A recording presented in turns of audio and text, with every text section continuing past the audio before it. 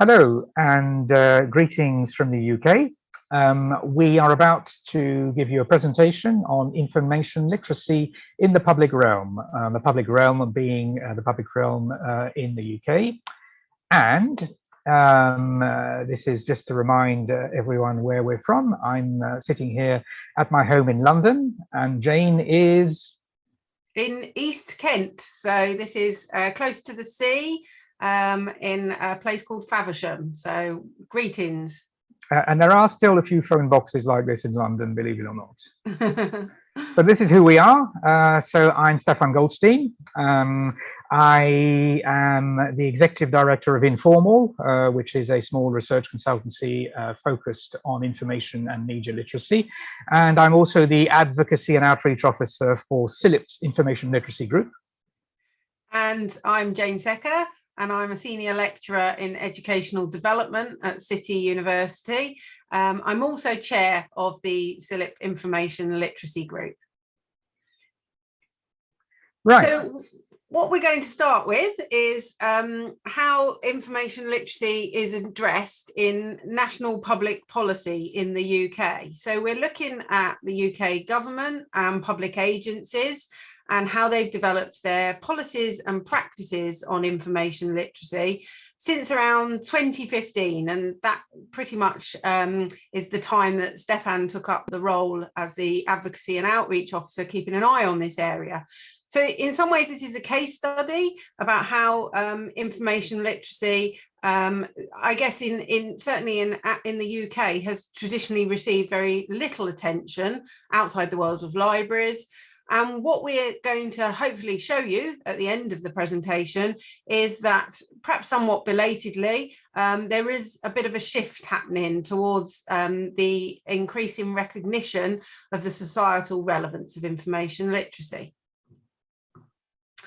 So information literacy, I think one of the things is really clear. It's a term that we use very widely, obviously, here at the conference and in the library world, but it isn't a term that's been used in the discourse of public agencies in the UK until very, very recently.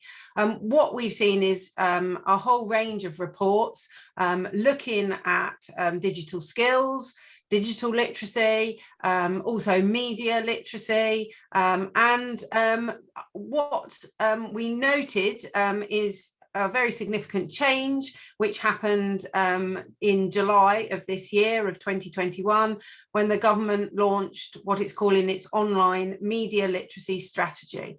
Now, this document is pretty much for the first time one where we've seen a reference to the term information literacy. There's quite a significant chapter in there about misinformation, and we'll say a bit more about that later on. Okay, so let's roll back a few years to around 2015. In the UK, more specifically in England, because I should stress that Scotland and Wales have a slightly different context.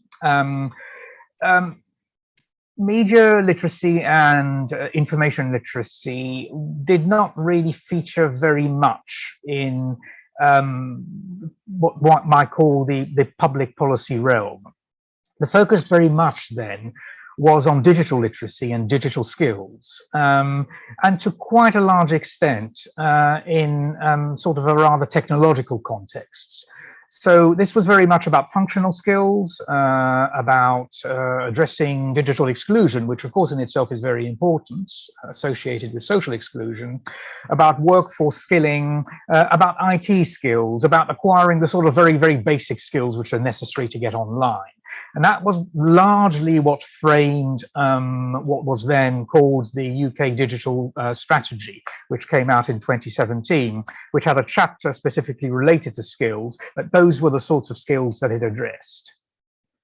As Jane was implying a little bit earlier, there has been in the intervening period a gradual shift away from this relatively narrow and focused approach to these issues.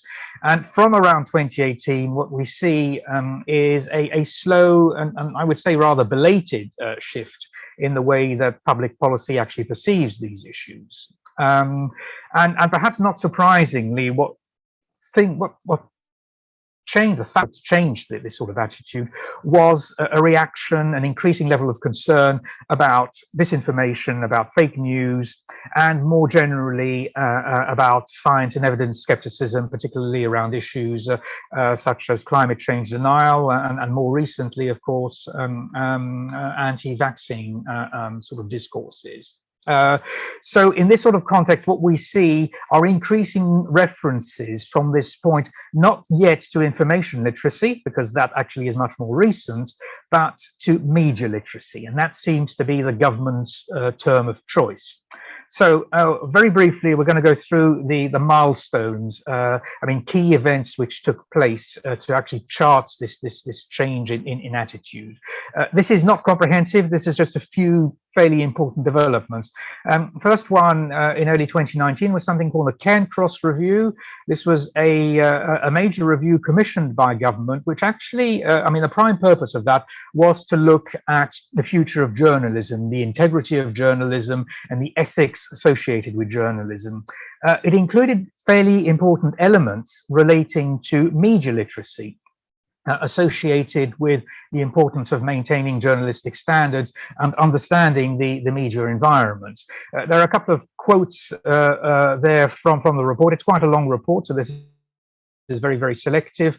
So, you know, the report recognizes explicitly the importance of critical literacy skills, and it also recognizes that actually quite a lot more needs to be done to address this, particularly with a view to developing a better public understanding of news. That was followed soon afterwards by the publication of a white paper. So that was an official government document on online harms. Online harms was defined quite broadly in the document, relating to a whole lot of factors ranging from cyberbullying to grooming to terrorist threats, etc., etc. An element of that, though, one key harm that was recognized was misinformation and disinformation. So a lot of this document was about regulatory and technological solutions, about the sort of legal frameworks that need to be put in place in order to actually address the question of harms. But it had one particular chapter, an important chapter on empowering users. And actually the term empowerment is very interesting. I think it probably says quite a lot. And that specifically and quite explicitly addresses media literacy. And it recognizes that media literacy skills are necessary not only as a reaction to online dangers and risks, but also importantly in terms of developing people's critical faculties. So one of the key recommendations of this white paper was to develop a national media literacy strategy, which is, as Jane pointed out earlier, something which happened much more recently. So that recommendation was accepted by the government, thankfully. The recommendation in question set 4 major goals for the strategy.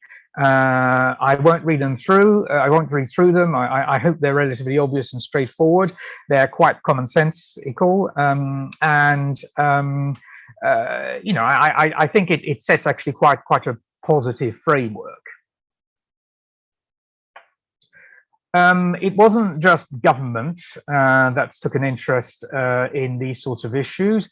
Parliament, the UK Parliament in Westminster, also took an interest. Now, in the UK, there is a system of select committees. There is a select committee for each government department. So there is a select committee which covers the Department for Digital, Culture, Media and Sport, which is the government, the government department that actually addresses media literacy. And this select committee, it issued an interim report in 2018, which had a very so-called literacy. Interesting use of technology, but what they meant by digital literacy was actually quite similar to what the government at the time was talking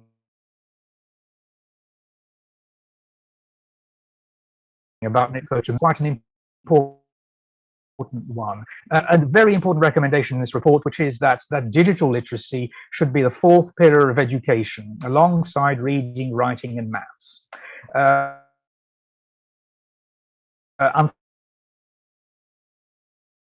unfortunately was not obliged to implement the recommendations from such reports. I'll hand over to Jane now. Thanks, Stéphane.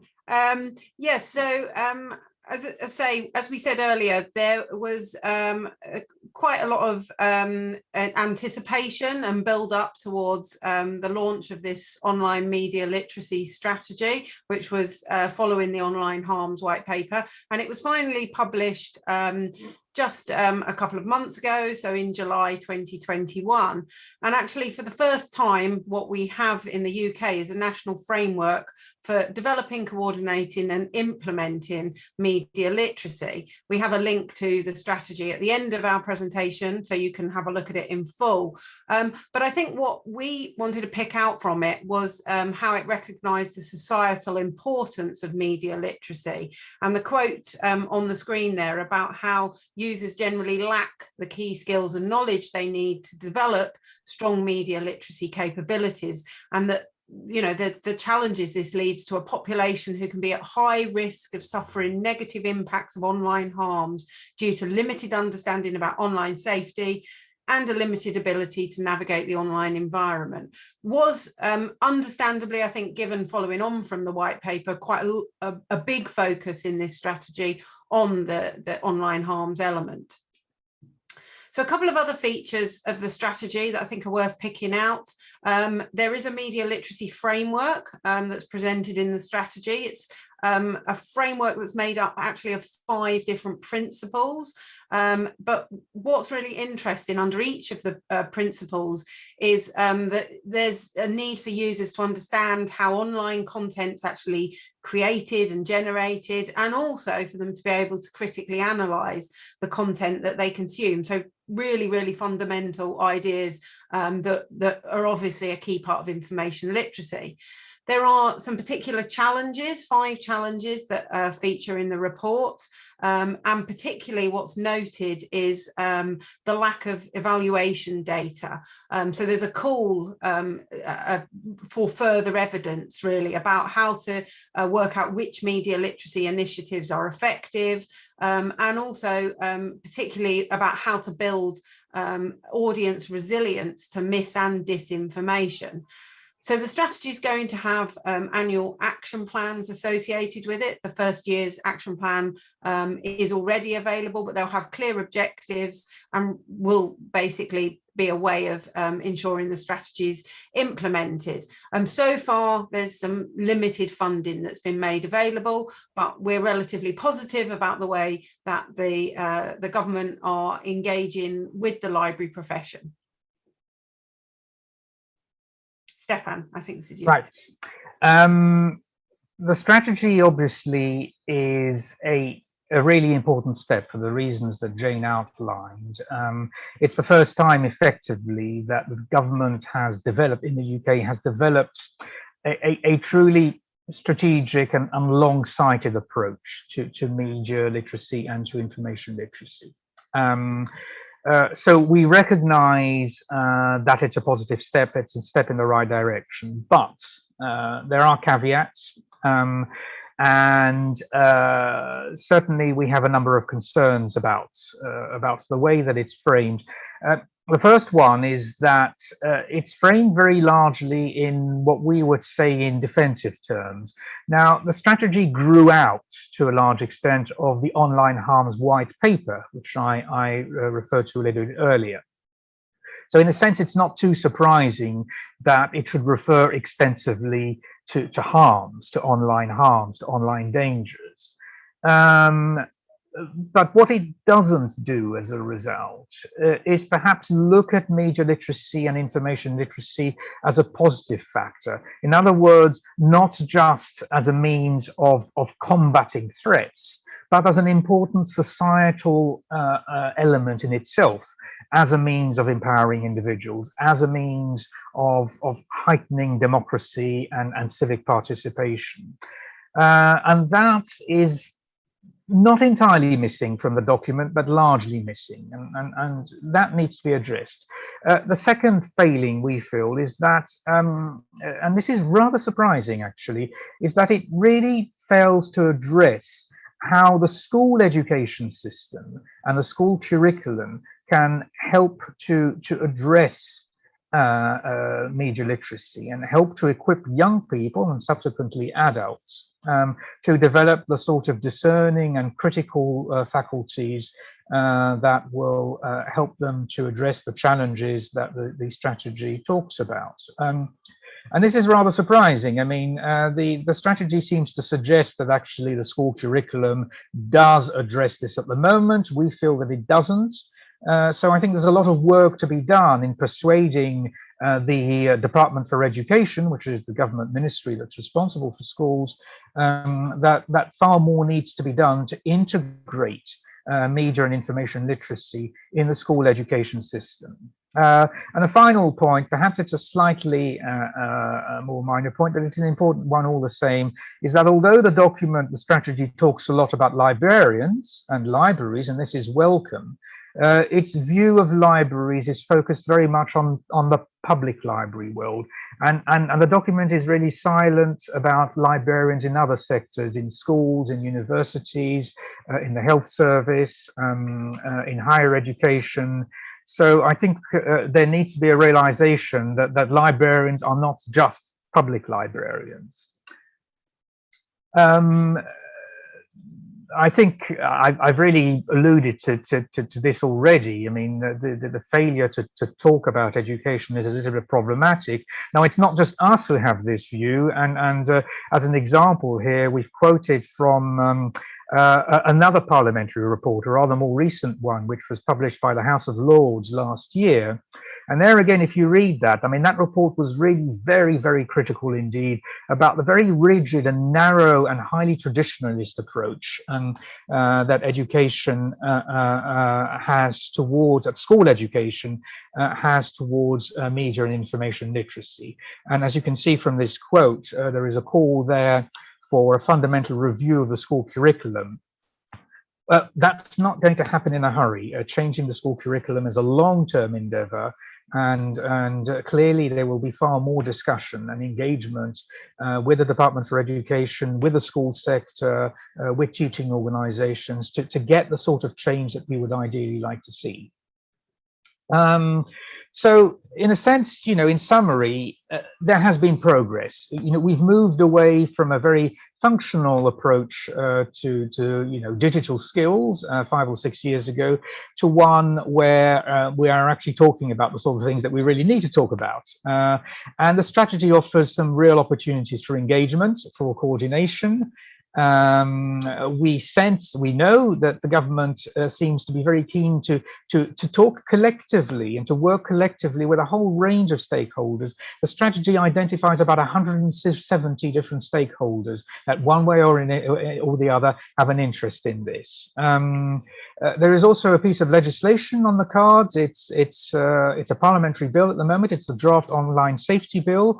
I think it's intended to be enacted by the end of this year, and this will provide an increased role for the UK's media regulator, Ofcom. Ofcom is going to play a key role in this, with an enhanced legal duty to promote media literacy. Ofcom is therefore a key player, and we have been in discussion with them for a small number of years. Jane, back to you. Yes, so just to finish off with what CILIP and the Information Literacy Group are thinking as a way of responding and sort of rising to the challenge that's been set by this media literacy strategy. So we've created a sort of vision really of information skills for life, as we've called it, this idea that we're going to launch a campaign for promoting media and information literacy amongst the wider population, and seeing it as something that is you know, essential to a happy, healthy, successful life. We are going to do a number of interventions at all sorts of different levels. So the graphic is really sort of showing that we see information and media literacy as something that you need at all stages, whether you're talking about what's happening in schools and early year interventions through to adult education, information in the workplace, and obviously particularly with our older aging population as well. So we're really committed to this lifetime model, which means building partnerships for the library world in all sorts of key organisations. And what we have done, if I can have my next slide, is we have taken the initiative of creating what we call in a media and information literacy alliance. We launched this very shortly around this, of the same time as the government's media literacy strategy. So in July of 2021, we have our first meeting, which will have taken place by the time of the conference. So in the Q&A, we might be able to tell you a bit about how that went, but we're calling on interested stakeholders from the outside the library sector, from education, from journalism, from all sorts of related organisations in civic society. And what we're really looking to do is say that by coming together, these organisations who sort of share this common belief in the value of media and information literacy, we can actually work much more effectively. So I think what's really, really clear is that this is a bit of a jigsaw, and that librarians play an important role, but they need to work with lots of other different groups. And so we have this idea on the Mila website that we've set up, that we have a vision that society is one in which everyone is empowered to engage critically with information, and that we're going to be championing media and information literacy, and using the forum as a way of collaborating and exchanging knowledge and ideas about that. So we'll be able to pick up more after the session, but I think it just leaves us to say thank you. We've got our contact details on the slides here, and the website of the Information Literacy Group. You can also follow us both on Twitter, and we have got some further reading on our final slide. And if you do want to have a look a bit more detail about the Media and Information Literacy Alliance, we've got the website for that, as well as the online media literacy strategy. So thank you very much, and we look forward to your questions. Thank you very much. Yes, indeed, and we certainly both very much look forward also to taking part.